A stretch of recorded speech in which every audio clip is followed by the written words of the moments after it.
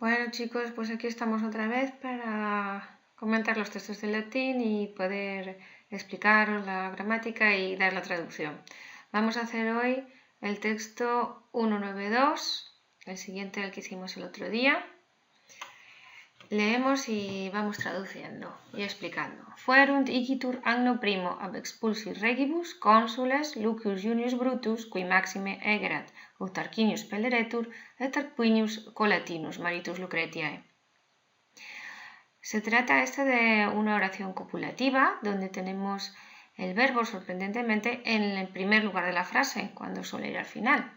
Tenemos ese fuerunt en tercera persona de plural del pretérito perfecto. El sujeto de fuerunt son Lucius Junius Brutus et Tarquinius Colatinus. O sea, son dos, como corresponde a la dignidad de cónsules, al cargo de cónsul, puesto que siempre eran dos, como leímos antes. Por lo tanto, fueron, así pues, anno primo, como siempre, el complemento circunstancial de tiempo, lo tenemos en ablativo, sin preposición.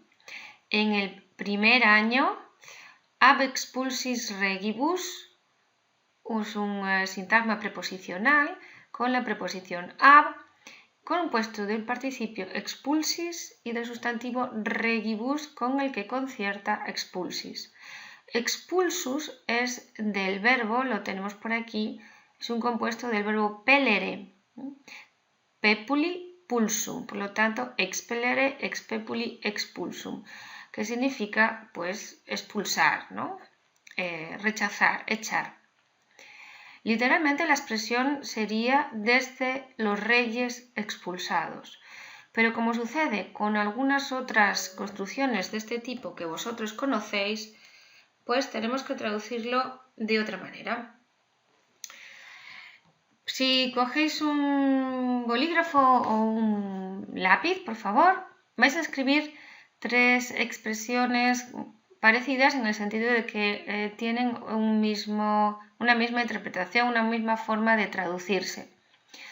Vais a escribir esta que tenéis aquí, ab expulsis regibus. Junto a ella vamos a poner la fórmula que suele ser más frecuente y que significa realmente lo mismo, post reges exactos. Y después vais a escribir otra que vosotros ya conocéis bien, que es ab urbe condita. Estas tres sintagmas preposicionales tienen en común, además de estar compuestos, de un participio de perfecto pasivo y de un sustantivo con el que conciertan, tienen que ver con los tres, con que tenemos que traducirlos de la misma manera.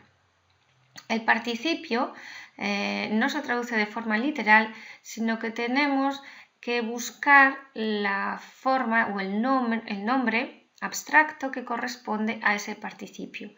Es decir, desde los reyes expulsados vamos a traducir en realidad desde la expulsión. Expulsión en vez de expulsados. Y luego el sustantivo con el que conciertan, en este caso regibus, se traduce como si estuviera en genitivo, es decir, desde la expulsión de los reyes. Teniendo en cuenta esto, la fórmula más habitual de decir lo mismo, que sería la que escribisteis en segundo lugar, post reges exactos, tendría el mismo análisis, ¿vale? Exactos concierta con reges, va en acusativo porque la preposición ahora es post, que es una preposición de acusativo, pero ese exactos, que es del verbo exigo, también significa expulsar, echar, lo vamos a traducir no por después de los reyes echados, después de los reyes expulsados, sino después de la expulsión de los reyes. Las dos expresiones se utilizan para datar los años después del año en el que fueron expulsados los reyes y comenzó la República, es decir, después del año 509 a.C. Antes de esta fecha solo se podía datar teniendo en cuenta la fundación de Roma. Y entonces utilizaban la tercera expresión que hemos utilizado, ab urbe condita, Literalmente sería desde urbe, la ciudad, en ablativo, condita, en ablativo, fundada. Utilizando el mismo esquema que os dije antes, el participio fundada lo traducimos por el sustantivo abstracto correspondiente. Por lo tanto, desde la fundación de la ciudad. Bueno, pues estas serían las tres formas más habituales para datar los años. Por supuesto, antes de Cristo, puesto que Cristo no ha nacido, no podemos datar antes de Cristo.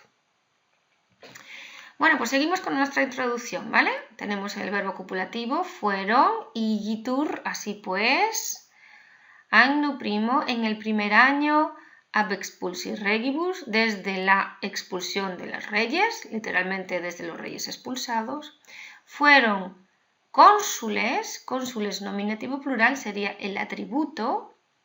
¿Quiénes fueron cónsules? ¿Cuál es el sujeto de la frase? Lucius Junius Brutus, Lucio Junio Bruto y Tarquinius Colatinus. Lucio Junio Bruto tiene un modificador, que es esta oración de relativo, que a su vez tiene una oración completiva. Y Tarquinius Colatinus también tiene un modificador, que es Maritus Lucretiae, y que es una aposición. Vamos a empezar por la oración de relativo.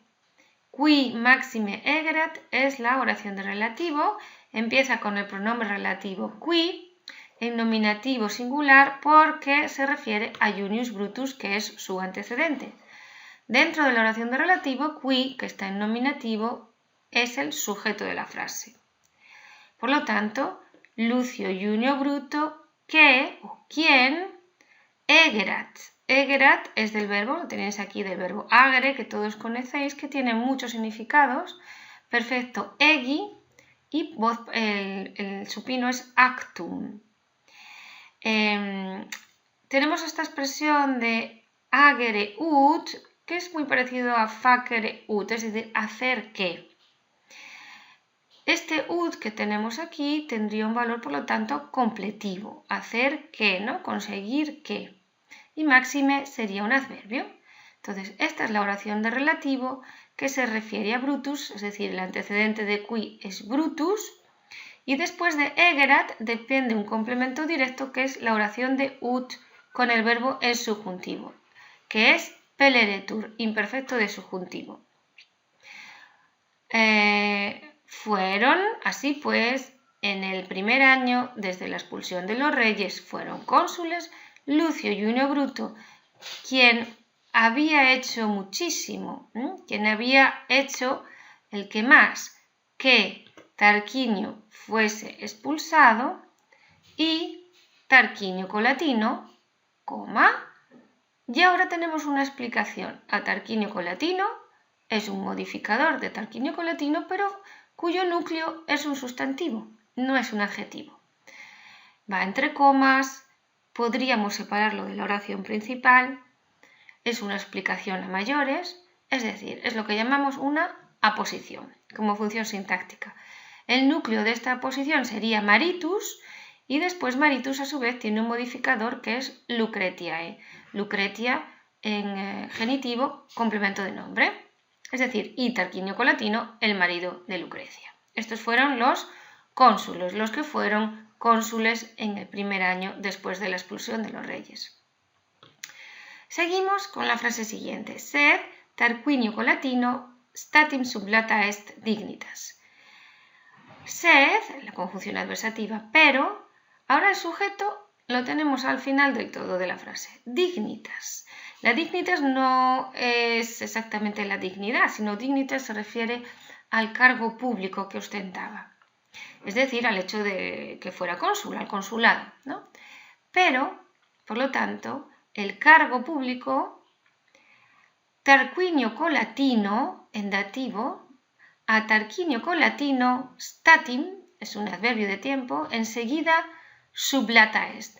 Sublata est es la forma de perfecto en voz pasiva, veis que está en femenino, sublata, porque el sujeto también está en femenino, dignitas.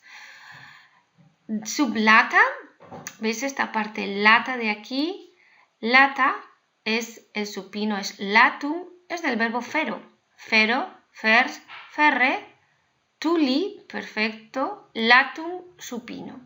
Entonces, en realidad es un compuesto del prefijo sub y del verbo fero, sub-fero. Cuando tenemos sub-fero, hay una asimilación de la B con la F y al final tenemos dos Fs. Es decir, es el verbo sub-fero, infinitivo sub-ferre. En perfecto sería sustulise. Fijaros que en el caso del contacto con la dental T, la B se convierte en S, sería sustuli, infinitivo sustulise. Y sublatum sería el supino. ¿Qué significa subferre? Como coger o llevar por debajo, es decir, quitar, arrebatar.